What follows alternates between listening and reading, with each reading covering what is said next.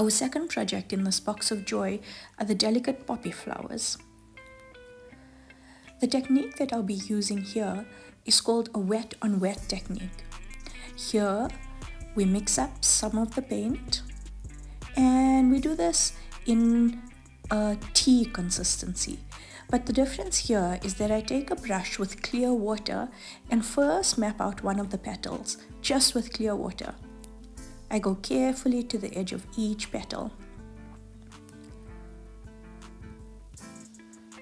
I mix up a thin consistency, add some paint to the water that's already on the paper and spread it out a little. I want a really thin layer because in this project we will be using the transparency that watercolor has to offer us.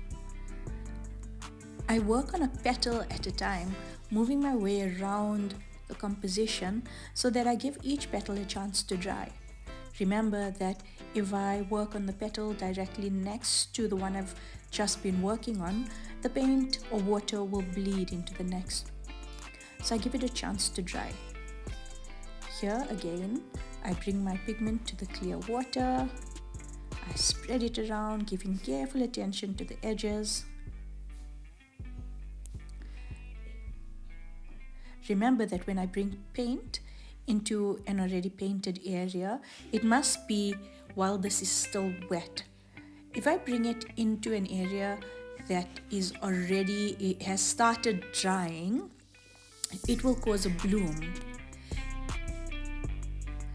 I want to speed up the drying process, so I use a heat gun. I only paint over any given layer once I am sure that the layer underneath is completely dry. I see that my paper is buckling a bit, so I tape it down, which in actual fact I should have done in the beginning of the project. Again, I continue with the wet on wet technique. I speeded up the video here.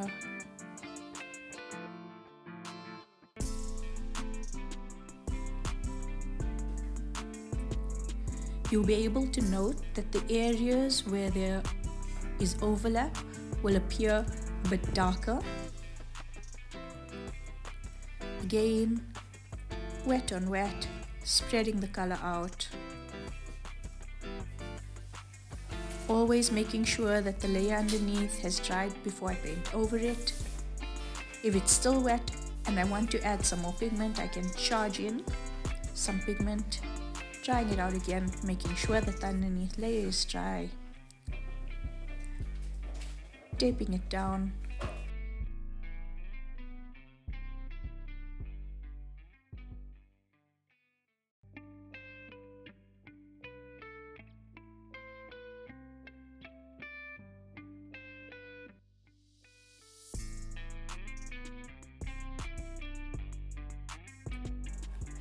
Take a look at how we are able to achieve that sort of layered look by using a very thin tea or coffee consistency paint each time.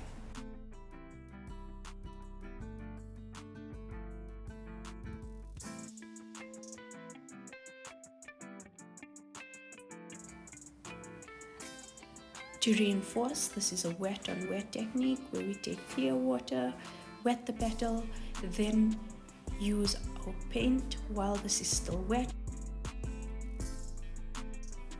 I'm using a heat gun here, and this is actually quite harsh for watercolor paper. If you're using a hairdryer, make sure to put it at a far enough distance so that it doesn't spread your water out. What I'm doing now is using thin consistency again, but this time I'm doing wet on dry. What I want to do here is to bring out some of the shadow areas or some of the darker areas. So as you see, I don't first wet the paper. I go in directly with my thin consistency and just reinforce some of those areas. As we add on layer by layer, if you need to leave some highlights in each petal. take on a darker dab some off appearance. slightly with a tissue. And this is again, the type of remember, transparency not that we paper, speak because about the when paper we is speak really about delicate. working with watercolor. Or you can lift some up with a thirsty brush. Now we move on to the detail, and as you see, I use a slightly thicker consistency. I put down a line of paint, and take careful note of the technique that I use afterwards. I bring a damp brush to the side of the line that has been flattened, so it looks like a gradual grading, and this is going to give us the impression that the petal is curling somewhat. So again, to reinforce, slightly thicker consistency with the tip of your brush, put a line down, then take a clear, or rather a brush that has been washed out and dabbed on a tissue so that there's not a big drop that's brought to your paper, and you soften that so it's sort of a gradient on one side of the thick line that you, or thick consistency line that you've done, to give the petal an appearance of bending. And I continue this process for each of the petals. I'll now speed up the video.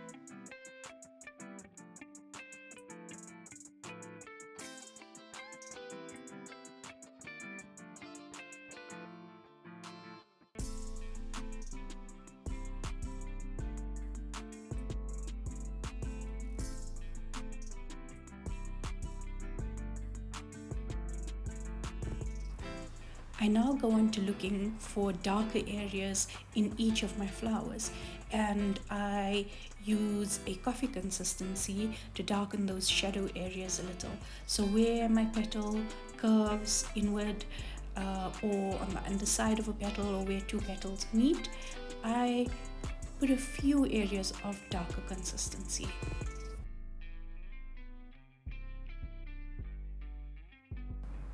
So there's a bit of a jump between the previous page and this, and I'll fill you in as to what I've done in the meanwhile. I've taken some grey from another palette, and I've created the centers of the poppies. I've also taken some green from another palette and made the furry stems of the poppies. I now also decided to do a background in the pastel blue that we have. And what I do is I mix up a coffee consistency.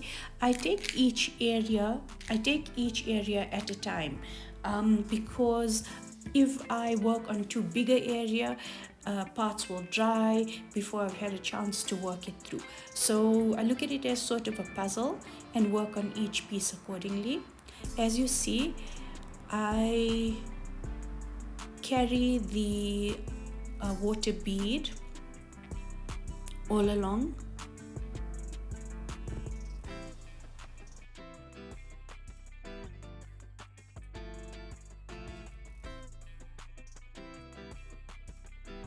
This second project is a slightly more complex project, so don't feel disheartened if it takes you a few goes to get the hang of it.